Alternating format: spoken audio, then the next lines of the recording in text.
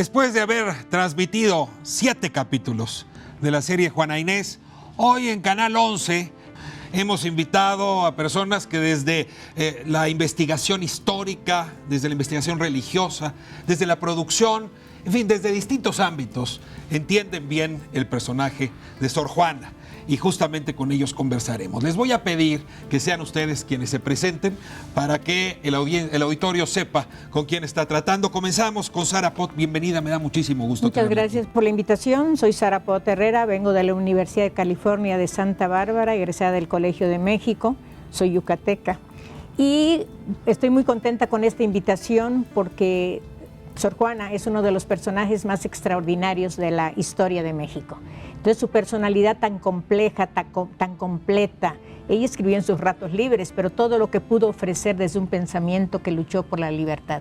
Muchas gracias por la invitación y va a estar muy interesante ese diálogo. Sara, es un honor tenerla aquí. Además, ahora que ha sido recientemente nombrada integrante de la Academia Mexicana de la Lengua. Bienvenida. Gracias. Y le doy ahora también la bienvenida a José Antonio Valdés Peña. Bienvenido. Hola, ¿qué tal? Pues muchas gracias también por la invitación. Yo soy una mezcla rara de crítico de cine entre la Cineteca Nacional y Canal 11 desde hace más de 10 años con nuestro espacio en 11 Noticias, y me da mucho gusto sobre todo platicar y poder analizar y pensar pues un trabajo creado por nuestro canal que queremos tanto, con una persona tan importante y tan profesional como es Patricia Arriaga, y con un personaje muy polémico que además del personaje, el propio tema del cine o la televisión histórica ya da mucho de qué hablar. Tengo a Bernardo Barranco, cómplice, amigo, socio en más de una aventura. Me da mucho gusto, Bernardo. ¿Qué tal, Ricardo? Pues Bernardo Barranco, soy sociólogo en temas de religión, especializado en catolicismo contemporáneo y conductor de Sacro y Profano, que aparece todos los lunes a las 11 de la noche. ¿Hoy vienes más profano o más sacro? Hoy vengo con pánico, sobre todo por que efectivamente es uno de los grandes personajes de nuestra historia. Lo que percibo es que hay recepciones diferentes de ella y que estamos frente a una recepción más actual, de una era mucho más abierta, con un profundo acento femenino sobre nuestro personaje. Claro, muchas gracias. Creo que es lo que vamos a discutir ahora. Le doy también la bienvenida a Gabriela Valentán. Buenas noches, soy Gabriela Valentán, soy productora de la serie Juana Inés. Es un trabajo que hicimos comandado por Patricia Arriaga, y he producido otras series también de ficción para Canal 11 como El Diván de Valentina, King, ¿no?, en esta barra de niños, y hace poco también hicimos Requiem por Leona Vicario, ¿no? Es un placer trabajar siempre para ficciones de Canal 11. Y traer personajes de la historia mexicana a la pantalla siempre es un gran desafío. Exacto, y hablar de temas que de verdad la gente necesita saber, conocer, ¿no? Manuel Ramos Medina, bienvenido. Buenas noches, muchas gracias por la invitación. Soy director del Centro de Estudios de Historia de México, CARSO, profesor del ITAM, y me he dedicado al estudio de la vida religiosa femenina novohispana. De ahí el interés enorme que tuve por ver la serie. También tengo un seminario desde hace 5 años sobre la vida femenina religiosa novohispana. A eso me he dedicado, y particularmente las monjas carmelitas descalzas. Abramos la discusión poniendo la época. Y te pediría, Bernardo, el Canal 11 se comprometió institucionalmente para dialogar con una época a través de un personaje. Es una aventura arriesgada. Siempre que se hace historia en la televisión, es una aventura arriesgada.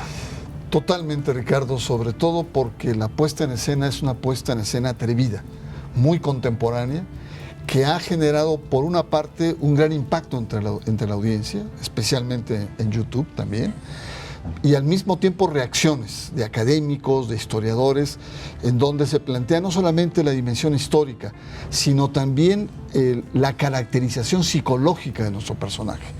De tal suerte que una mesa como esta responde, por una parte, a ser sensible frente a la audiencia, que quiere penetrar desde otros puntos de vista, más allá de lo que significa una pieza de arte, y profundizar en un personaje que evidentemente marca una época, marca nuestra historia y el tipo de recepción que de ella, señor. La época es fundamental y esta es mi primera pregunta. Caracterizar la época. México dialoga mejor con el siglo XX, con el siglo XIX, pero no dialoga fácilmente con la época novohispana. Y yo ahí pregunto si la serie les parece que alcanza a retratar con nitidez, con precisión, por su vestuario, por sus decorados, por sus personajes, esta era novohispana. La palabra es de ustedes, quien quiera tomarla.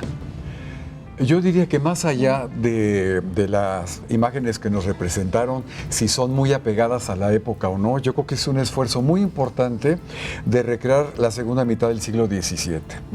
En la Ciudad de México, en esta época, es la época en que se da ya de una forma muy concreta el criollismo. Es decir, la gente que ya ha nacido en estas tierras, que se siente dueña de estas tierras porque aquí nació y que ofrece posibilidades amplias de realización, particularmente en el lado de la mujer.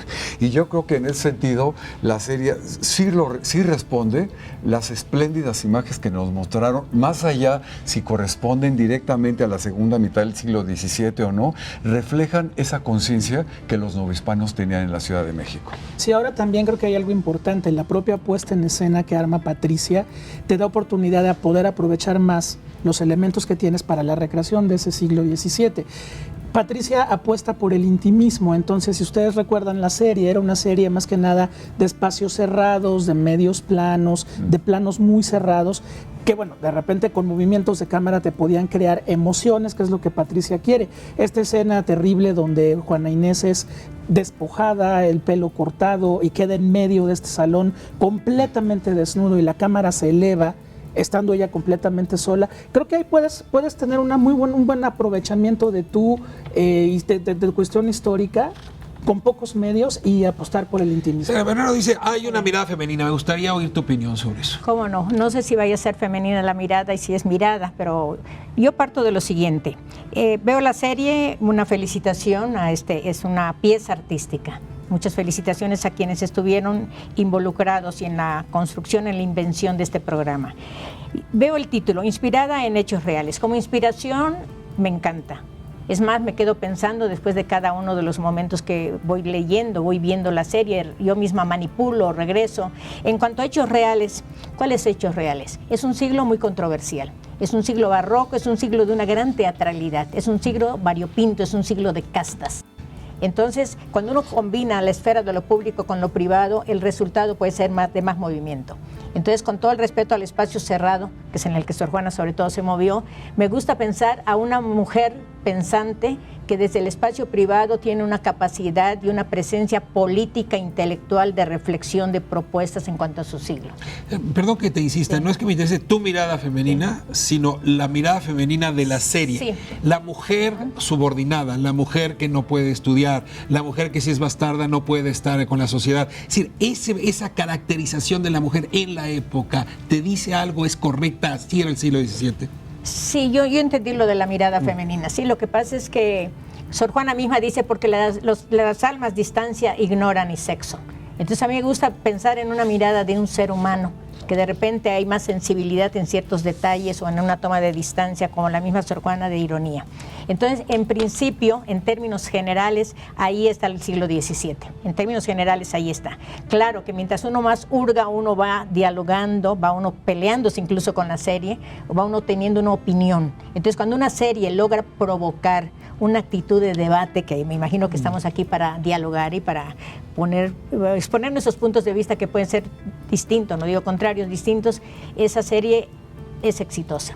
Yo me pregunto en qué se pensó, qué tipo de público, pues todo México y sale más allá de México. Entonces es muy, ya se decía hace un momento, no solamente es desafiante, ¿qué le voy a dar a alguien que sabe mucho y a alguien que no sabe nada? Entonces cuando Sor Juana Inés de la Cruz hace su Neptuno alegórico, y es para los que saben leer y escribir y entienden latín, y para la gente que no sabe leer y escribir con esos grandes colores, cuando una obra logra tener una visión, digamos, horizontal, como sus personajes de la obra de teatro, que no voy a conceder al que no sabe, que me entiende el señor de la esquina que no conoce a Sor Juana, cuando voy a decir me voy a esforzar porque esta persona sí sabe. Entonces cuando Sor Juana, en el caso de Sor Juana, y en el caso de esta serie, se logra atender a una diversidad de públicos, es cuando la serie está trabajando, está funcionando. me voy a una cápsula porque van a estarnos acompañando en el programa personajes distintos que le han dedicado también su vida y su esfuerzo a la comprensión de la obra de Sor Juana. Y tenemos con nosotros a Carmen Beatriz López Portillo, es rectora ella del claustro de Sor Juana y sin duda una de las voces mejor autorizadas para esta discusión. Vamos a cápsula. Yo creo que Sor Juana, la actualidad de Sor Juana es la defensa que yace de la libertad, de la defensa de la palabra, la defensa de la expresión, el derecho de la mujer al conocimiento.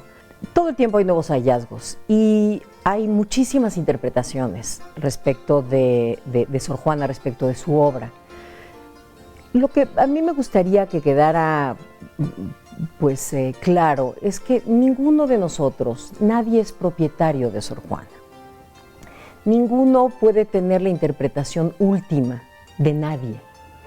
Yo puedo verte vivir y aunque yo te vea vivir y aunque esté junto a ti toda tu vida, en realidad no puedo saber qué es lo que pasa por ti, en tu corazón, en tu cabeza. Entonces podemos interpretar ciertas cosas, podemos interpretar ciertas palabras, podemos interpretar ciertos gestos. Pero como decía Octavio Paz, lo único que podemos hacer es un vislumbre, podemos vislumbrar al otro, pero no podemos aprehenderlo. No podemos apropiarnos de él y dar la versión última de la vida de nadie. Entonces, que aparezcan nuevos hallazgos, que aparezcan muchísimos documentos, por supuesto, nos irán aclarando algo de la vida y de la obra de Sor Juana.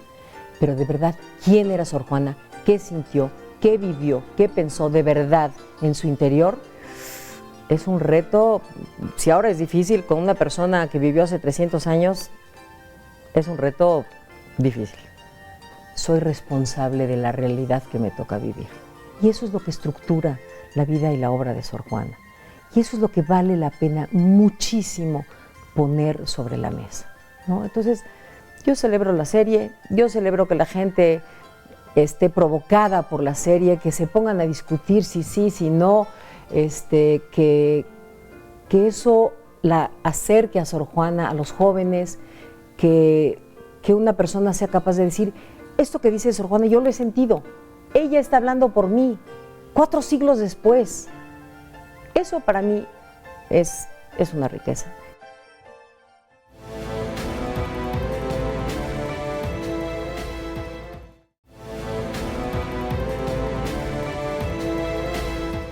Trabajar en esta serie de Juana Inés para mí fue un privilegio, una responsabilidad, pero sobre todo lo que me dio fue muchísima felicidad, mucho gozo de estar haciendo un personaje fundamental para este país, para la cultura de este país. Cuando me toca hacer personajes que están en el imaginario colectivo tan presentes, ¿no?, de una manera tan poderosa, pues me gusta desmantelarlo, pues, ¿no?, concentrarnos en la persona, en el ser humano, con defectos, con virtudes, con toda la complejidad posible, todos los pequeños detalles, las grandes pinceladas de sus características, en fin. Y de eso se trata, de apropiarnos de este personaje tan maravilloso, de hacerlo nuestro. Esta fue nuestra versión, este fue el platillo sobre Sor Juana que quisimos nosotros ofrecerle al público, y cada quien dirá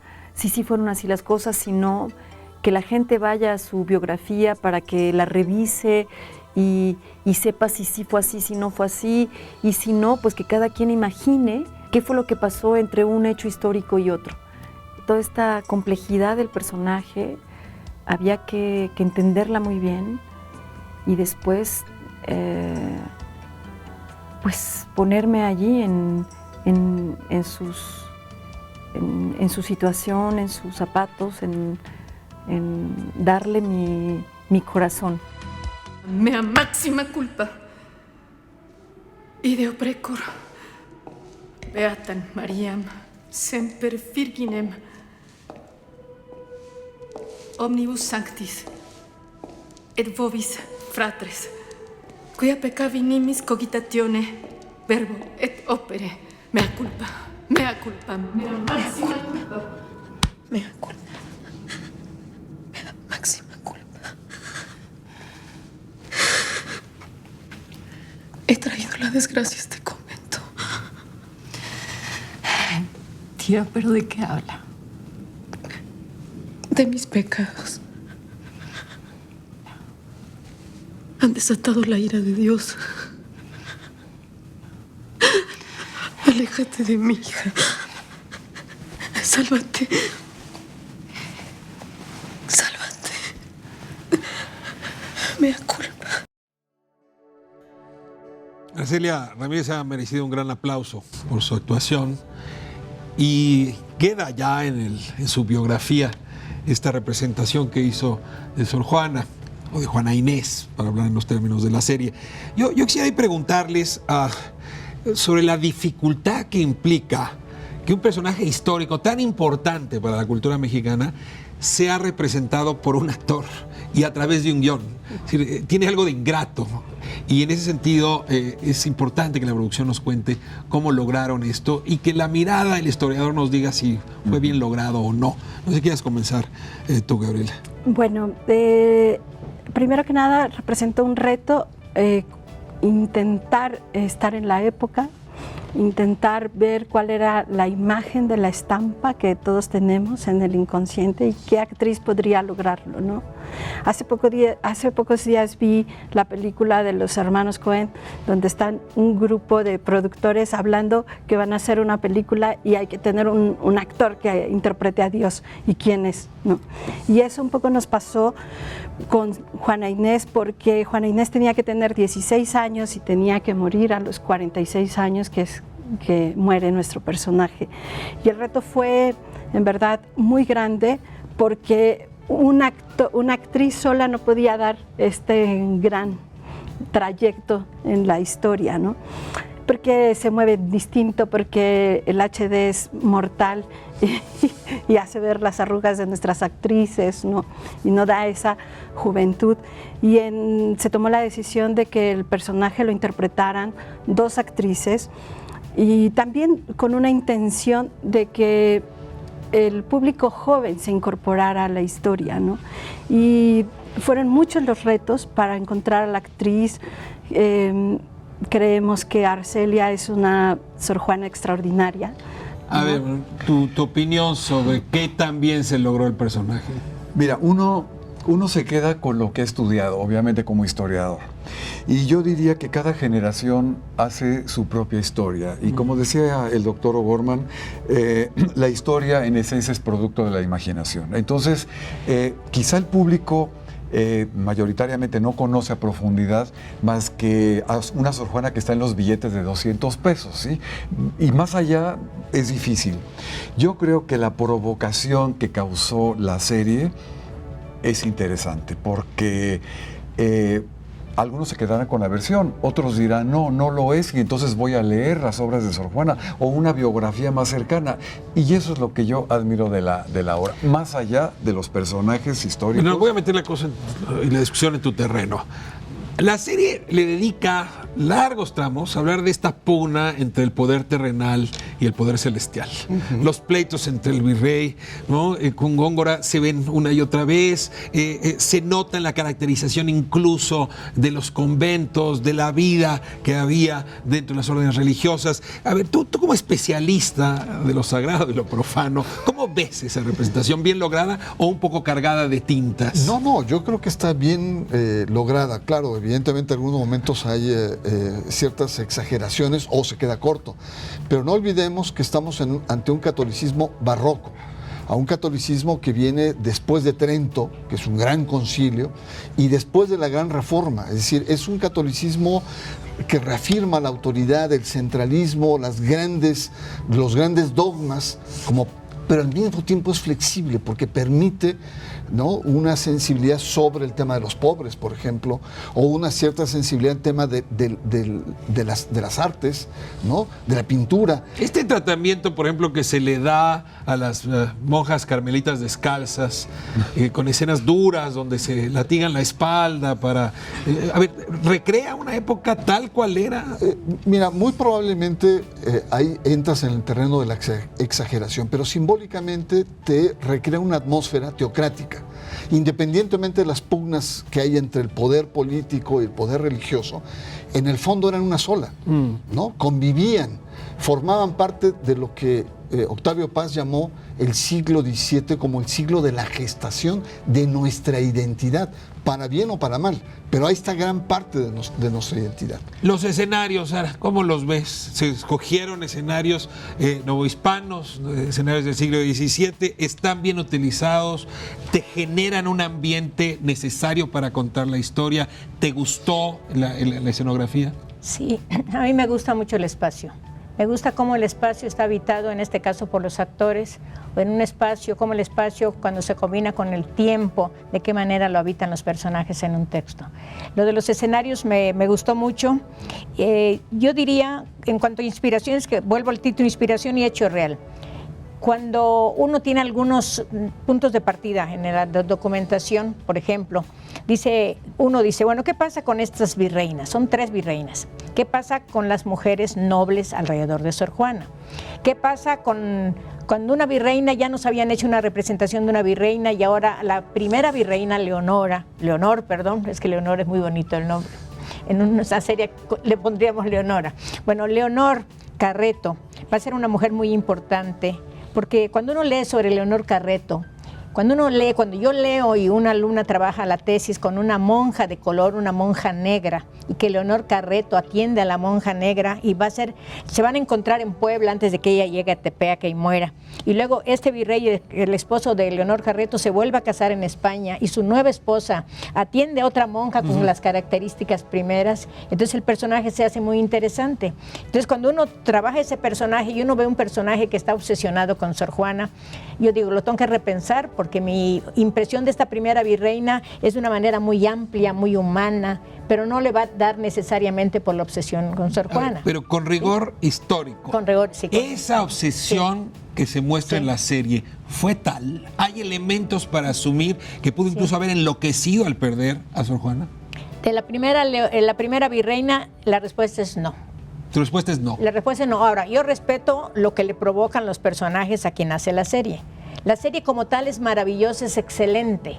Si la vamos cotejando con episodios de la historia, no estamos con la interpretación, cada quien tenemos nuestra interpretación, pero cuando la podemos fundamentar más, ¿sí?, con base en ciertos datos de la historia, no es lo mismo hacer una novela que hacer una novela histórica.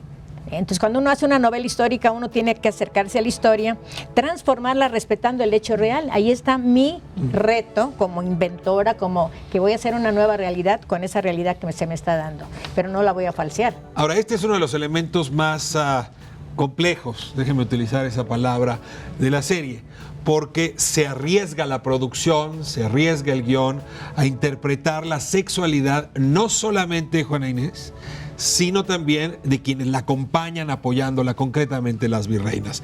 Este tema merece un bloque entero. Pues me voy a corte y regresamos para seguir reflexionando sobre la serie Juana Inés.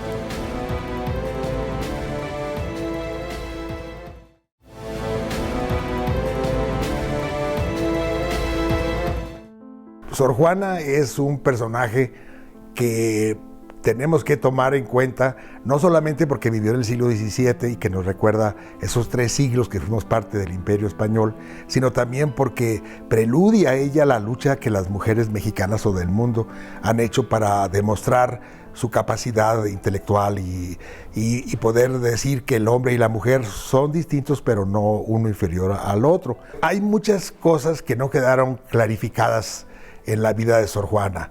Recientemente se descubrieron 3 documentos en Puebla, en una colección, la Capilla Palafoxiana, o Biblioteca Palafoxiana, en donde se ve que nadie persiguió a Sor Juana, sino que ella fue una mujer que vivió lo que quiso vivir, entró al convento porque lo deseaba, porque encontraba un espacio de libertad en el convento para escribir, para pensar, y que quizá no le gustara tanto lo del matrimonio. No es cierto que el arzobispo de México la perseguía o que tenía un confesor que era tan maldito que le hacía la vida imposible. Eran hombres recios, hombres difíciles, pero no quiere decir que no le dejaron, porque sus libros fueron publicados. Se ha hablado, por ejemplo, en años muy recientes, de un posible lesbianismo. Yo creo que debemos darnos cuenta que eso no fue cierto, porque tendríamos más información pasados unos 40 años de la muerte de Sor Juana, hay una visita del que era entonces virrey, y hay una fiesta que las niñas de la escuela y todo, y Sor Juana es mencionada varias veces como una buena monja. Si hubiera sido una monja pervertida, es imposible que hubiera podido ser nombrada ante las niñas o por las niñas, ante un nuevo virrey. Tenemos el privilegio de tener esta mujer que es admirada por otras lenguas, que es respetada por gente que de veras ha estudiado, y entonces hacer cosas culturales en un programa, por ejemplo, el programa de Juana Inés, que nos dejen una visión de que somos muy suertudos, no que vivió una mujer pasionalmente su vida, porque si lo hubiera vivido, pues aplaudiera, pues así la pasó, así quiso, pero si no fue así, ¿para qué le colgamos milagros que no, teniendo tanta cosa que presumir de ella? Bendígame, Padre, ¿por qué he pecado? Dígame, hija. La escucho. La carne mancha mi alma con sus apetitos. Me produce deseos deshonestos y siembra continuamente malos pensamientos en mí. Me visitan los demonios de la lujuria. Me poseen. Siento que estoy fuera de mí. Tengo miedo de mi mente que parece tener vida propia, pero sobre todo tengo miedo de mi cuerpo mundano. Soy la Virgen que venció la carne y el mundo. Pero yo, aunque viese abiertas las puertas del infierno, no sé si podría detenerme. Ahora veo cuán débil soy yo y cuán fuerte es la tentación. ¿Cómo hacer para resistir?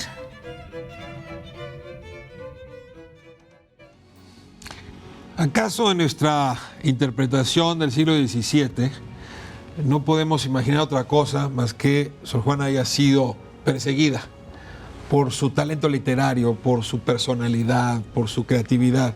Y sin embargo, dice Guillermo Schmidhuber que jamás fue perseguida.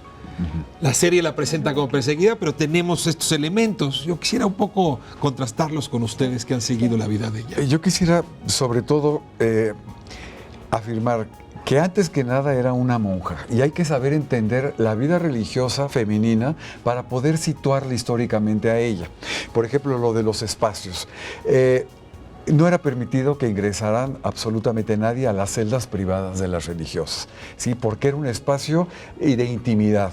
Y en el caso de Sor Juana, era su lugar de trabajo y de escritura también. Entonces no podemos descontextualizarlo, decir, entraba la virreina y luego de repente que en el jardín le llevaron a una especie de picnic y eso, ¿no? No, eran espacios sagrados. Y eso yo creo que en un siglo como el nuestro nos es difícil de alguna manera entender. ¿Pero fue perseguida, Sara? Mira, yo creo... Yo me refería hace un momento a la belleza de la serie, ¿sí? Claro, en cuanto a los espacios, era imposible que llegara la virreina.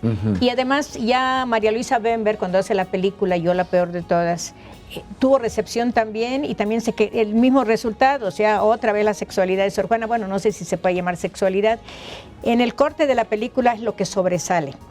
En el corte de esa serie, ¿qué sobresale? Porque Sor Juana, que es un personaje tan complejo, ¿qué porcentaje le dedican a una Sor Juana prestamista, que tiene relación con banqueros, a una Sor Juana que está rigiendo, que está hablando de la arquitectura del convento, a una Sor Juana que está pidiendo a los virreyes que se termine, al virrey, al segundo virrey que conoce, el drenaje de la ciudad?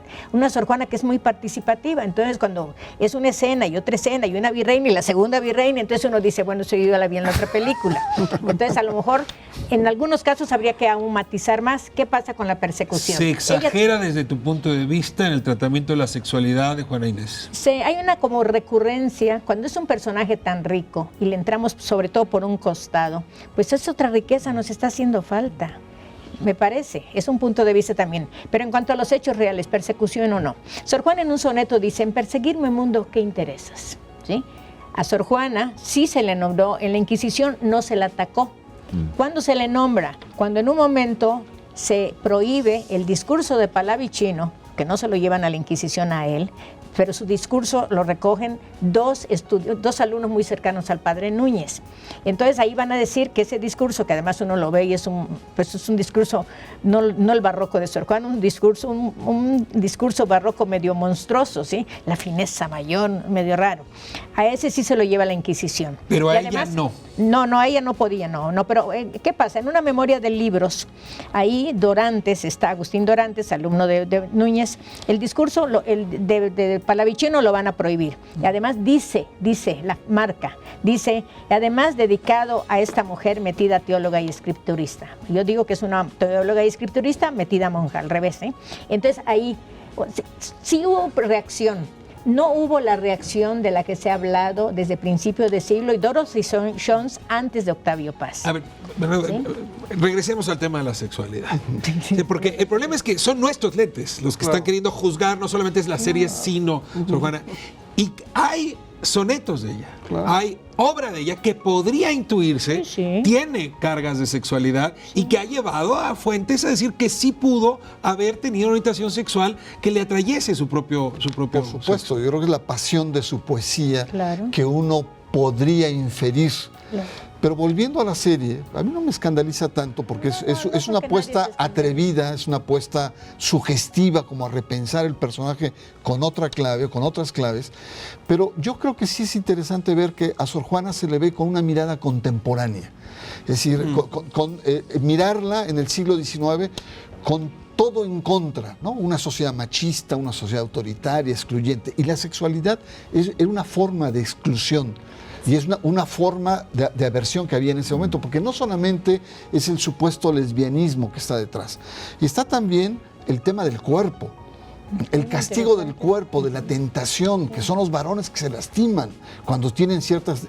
El concepto de mujer, el arzobispo, cuando dice limpien el piso porque ha sido pisado por mujeres, huele a hormona femenina. No, pero luego dice él mismo, es que a mí me gustan las mujeres. Por supuesto. Es decir, yo lo veo así. Es como una recreación simbólica de lo que significaba las represiones de la sexualidad. ¿Por qué eligen centrar tantas horas de la serie en la identidad sexual de Juana Inés? Considero que no sean muchas horas, solo son 7 horas, pero no, las 7 horas no hablan acerca o en torno de la sexualidad de Sor Juana. Nosotros no estamos haciendo, desgraciadamente, una serie histórica en el sentido total, ¿no? Porque para haber logrado eso tendríamos que haber tenido una serie de tiempo y recursos con los que no se contaban en ese momento, y la decisión fue hacer una ficción inspirada en un personaje histórico, profundo, entrañable, en el que muchos, miles, millones de mexicanos no habíamos podido entrar a ver.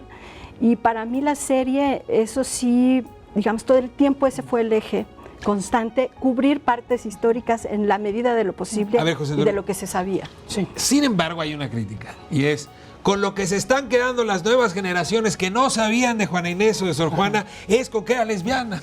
No, va mucho más allá. Creo que la mirada de Patricia es mucho más profunda, mucho más dinámica. Es decir, está la parte de la sexualidad, pero también está la parte de la propia condición de la mujer, que creo que la propia generación de cineastas a la que pertenece Patricia han estado hablando. Desde Busi Cortés, Mariano Varo, Marisa Sistachi para acá, el tema de la condición de la mujer en el cine mexicano sigue siendo un asunto importante, un asunto urgente. Seguimos viendo películas donde la mujer la están tratando como en película de los años 40 y ya no es posible. O sea, a una chavita ahora no le puedes hacer una película donde no se pueda plantear el tema del aborto en un embarazo sorpresivo. Ya es totalmente absurdo. Entonces, qué bueno que una serie de televisión basada en un personaje real, con toda la complejidad que dice la doctora y que sabemos que tiene Sor Juana Inés de la Cruz, pueda abrirse a eso. No es una serie donde Sor Juana sea nada más lesbiana. Es una mujer en un ambiente completamente represivo que trata de luchar contra el ambiente y contra ella misma también. Pero el público sí se queda con esa idea. No necesariamente. Pues al menos con lo que yo he tratado, la referencia inmediata es el lesbianismo de Sor Juana. Ahora yo nada más quisiera agregar una cosa. Sor Juana fue una mujer que amó intensamente. Eso definitivamente. Si no, ¿cómo entender su poesía Al que amante me busco dejo ingrata? ¿Sí? Es decir, hay una vivencia enorme, pero el público se queda con lo otro. Y si no, que el público No, hable. esa actitud condescendiente con el público. No tenemos un público maduro. Pedimos la palabra. Nadie está escandalizado. No. Nadie está escandalizado. Lo que pasa es que esta serie es una más muy importante de una serie de representaciones que nos han dado de Sor Juana, ¿sí? En la telenovela, en el cine. Entonces, cuando uno dice, bueno, ¿qué tal si yo como investigadora ofrezco este material para que la niña declame la loa infantil, que no es de Sor Juana, y que no creamos que es de Sor Juana, porque ya hubo una investigación que nos demostró que no es de Sor Juana, o porque la niña en qué momento pasa de ser Juana Inés, o porque sus años, y luego... Te corto porque me tengo que Sí, ir sí, a corte, sí. pero regresamos en esta misma Muy conversación. bien. Te devuelvo la palabra apenas estemos de vuelta. Continúe, seguimos hablando de Juana Inés.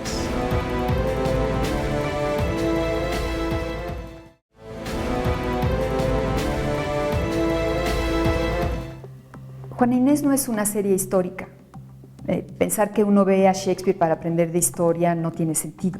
Juana Inés es un personaje literario que está en un contexto histórico donde hay puntos que se conocen de su vida y otros que no se conocen, que hay interpretaciones diferentes sobre el final de Juana Inés. Unos dicen que fue a cuidar a las enfermas más contagiosas para contagiarse en un deseo de contagiarse, y hay quienes dicen que no, que como se había convertido ya en una mujer religiosa y había retomado su vocación religiosa, lo hizo desde un espíritu meramente cristiano de ayudar al desvalido. Creo que las dos son válidas. Creo que el tomar una que diga fue con las más contagiosas porque no podía seguir viviendo más así, es válida, y decir fue pensando que si se moría no importaba, también es válida. Hay nombres que están cambiados, hay situaciones que están adelantadas en el tiempo porque es una serie de ficción, esto es un drama, de acuerdo a las reglas de la construcción del drama actual del siglo XXI, y tenemos que tener antagónicos, protagónicos, 3 actos, dar vueltas, giros, que la gente se quede picada para que vea el siguiente. No es un documental, no es una biografía, está inspirada, y el objetivo fue acercar a Juana Inés al público de hoy, y creo que el objetivo se ha cumplido con creces. Lo importante es leer a Juana Inés, el objetivo era sacarla, darla a conocer, hacerla viva para que la gente la leyera y no quedara solo en un billete de 200 pesos y en las visitas escolares al Centro Cultural Sor Juana Inés de la Cruz. Y creo que nuestra historia tiene muchos casos que se pueden contar, ojalá con un poquito más de tiempo, un poco más de presupuesto para poder cuidar más ciertos detalles, pero creo que tanto el equipo, el talento que participó como yo, nos sentimos muy orgullosos del trabajo.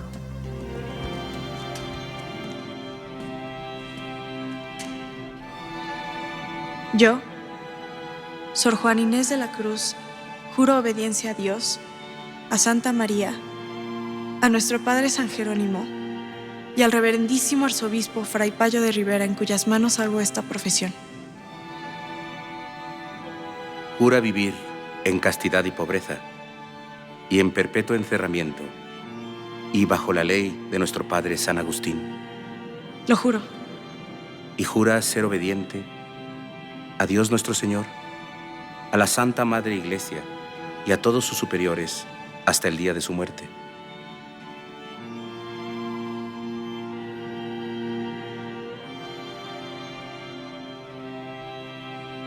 Lo juro.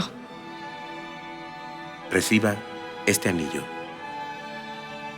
símbolo de amor y lealtad a Cristo. Y reciba el libro de las Constituciones, que la guiará en su vida espiritual y religiosa. Dios me haga santa. Patricia Arriaga lo dice con todas sus letras, esto no es una serie histórica, está inspirada en hechos históricos. Un poco siguiendo los términos de Sara Pot, esto no es un libro de historia, sino una novela sobre un hecho histórico. Me gustaría que me ayudaran a diferenciar y a entender cómo eso se interpreta a la hora de subir a la ficción, a la televisión, una historia de este tipo. Sí, por ejemplo, en el caso de la literatura, no es que aquí esté la historia y aquí esté la ficción, ¿eh?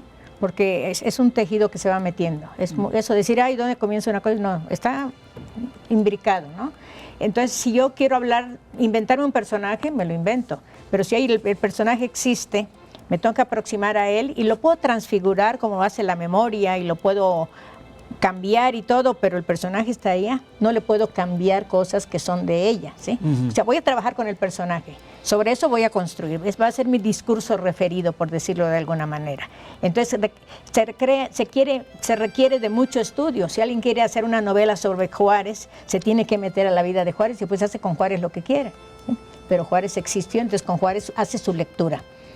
Pero no puede ponerle a Juárez categorías o caracterizaciones que él no tuvo. Ahora, ¿sí? te restringe el que sea en televisión y con pocos recursos y con poco tiempo. No. Fíjate que no, me estaba acordando de lo que decía Gabriela de la película de los hermanos Cohen, de Salve César, lo que decían también de que historia es imaginación.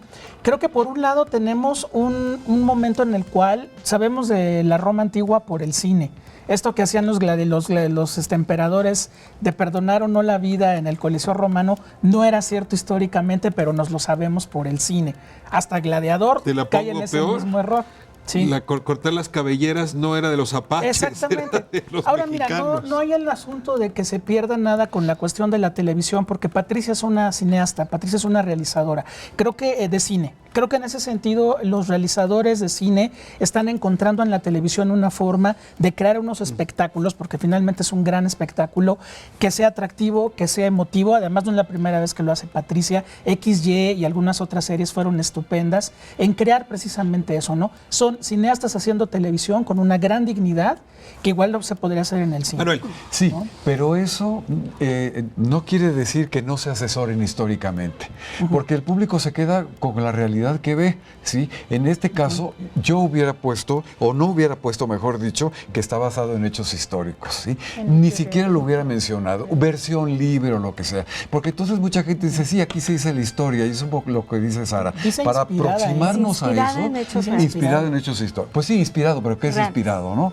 Es decir, tampoco se le puede mentir al público. Sí, pero tampoco se le puede mentir al público porque el público merece respeto. Y la figura de Sor Juana más todavía, ¿sí? Yo diría lo siguiente. Déjeme dar para réplica, Gabriela. Ajá.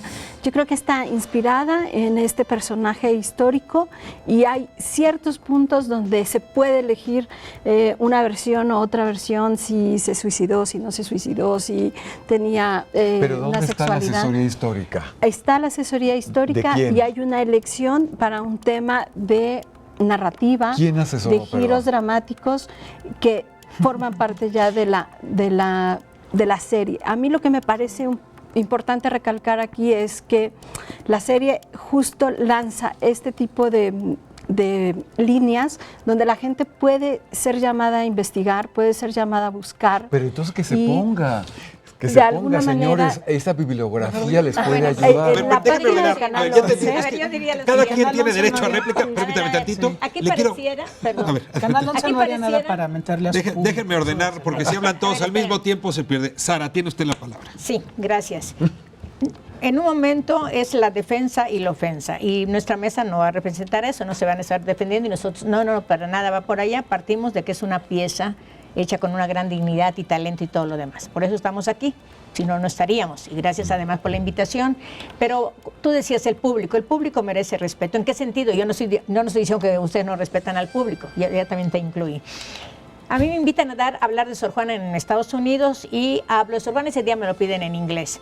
Y llega alguien que es un jardinero, porque así se presenta como jardinero. Yo le digo fulanito, Chuchito, Panchitos, Don Pedro, en fin. Pero me dice, yo soy jardinero. Le quiero hacer una pregunta y puedo hacérsela en español. Le digo, es más, hágamela en español. Entonces me dice, ¿qué quiere decir detente sombra de mi bien esquivo?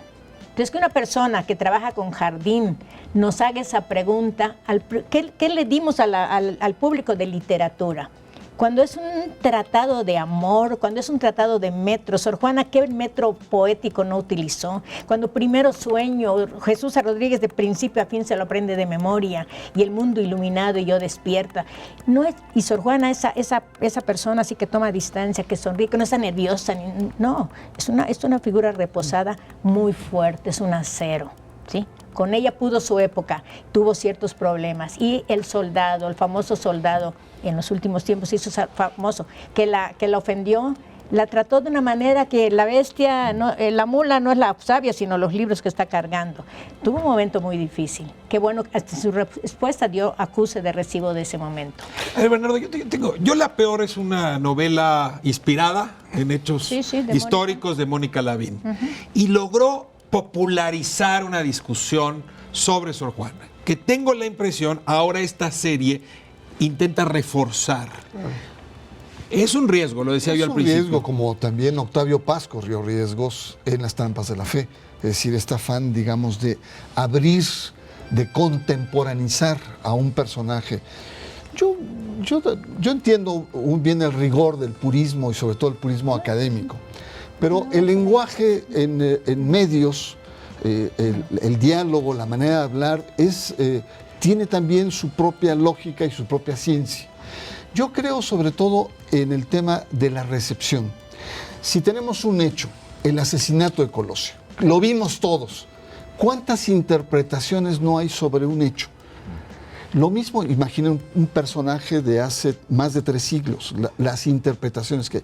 Yo lo que creo de esta serie es que hace de Sor Juana un ser vivo, no lo cosifica, ni en la academia, ni en los textos, ni en el purismo, sino lo hace vivo, lanza hipótesis, es audaz, con riesgos, porque es atrevida la puesta en escena, pero lo que hace, lo interesante, es que nos lo coloca en esta mesa, como estamos ahorita discutiendo. Claro. Gabriela. Sí, yo quiero decir que para la gente que hacemos televisión es vital, es importante hacer equipo con los historiadores, con los académicos de cada una de las series que se quieran plantear.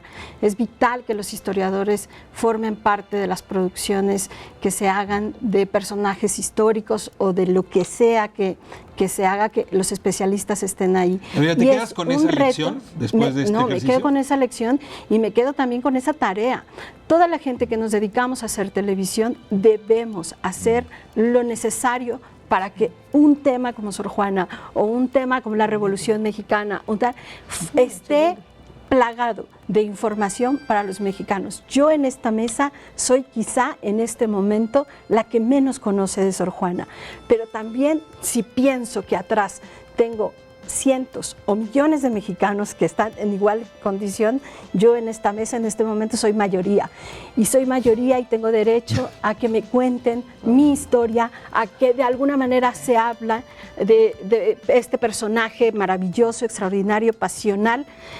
Y es importante que los historiadores y los que hacemos televisión vayamos de la mano. Se tiene 30 segundos y cierra Sara. Yo creo que estamos ante una serie polémica, una serie que además refuerza algo importante en Canal 11, que es la libertad creativa de todos los que colaboramos aquí, que hacemos cosas en noticieros, en cualquier lado, y sobre todo que la televisión y el cine no tienen por qué tampoco contar y apegarse tanto a la verdad histórica. Son cuentos en movimiento, en imágenes en movimiento. Sara. Sí, tampoco hay una verdad histórica, nadie cree en ella, ¿por cuál sería? Pero, por ejemplo, ojalá continuara la serie, nos gusta tanto que ojalá continuara, que le dieran a los millones que tú estás representando, por ejemplo, lo digo así en broma, me refiero que le den un villancico que llene la Catedral de México, de Puebla, de Oaxaca, la figura de Sor Juana, donde eras una niña, como digo usted, la academia no es aburrida, la academia no es formal. Sara, nos vamos. Yo les agradezco muchísimo que nos hayan acompañado esta noche y me quedo con esta idea, una mayor colaboración entre las distintas especialidades siempre genera mayor creatividad, mayor inteligencia. Tenemos para cierre Álvaro Cueva. Si hay una voz crítica para la televisión en este país es Álvaro Cueva, así que escuchémoslo y con esto cerramos. En México tenemos muy poca experiencia haciendo series de televisión. Más bien lo que hemos hecho han sido teleteatros o telenovelas. Sí, tenemos Garbanzos de a Libra, como XY, como Bienes Raíces, como muchas cosas que se han hecho o en Canal 11 o en HBO. Series como Juana Inés son muy necesarias para fortalecer la idiosincrasia del mexicano. ¿Por qué?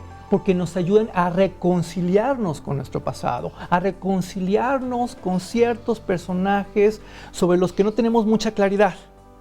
Nos ayudan nos fortalecen, nos demuestran que somos grandes, que tenemos algo que presumirle al mundo, que tenemos algo de donde agarrarnos, sobre todo en este momento histórico tan complicado.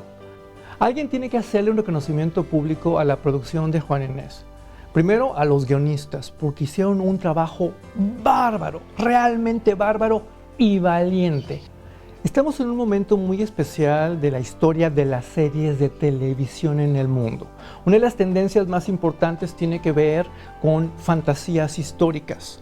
El público ya no está pidiendo la historia tal cual, no está pidiendo este rigor académico a la hora de hablar de ciertos personajes, de ciertos momentos, no. Lo que quiere es vincularlos a la actualidad.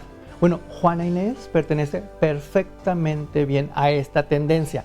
Resultado, pues lo tienes todo. Tienes la fantasía y tienes la realidad.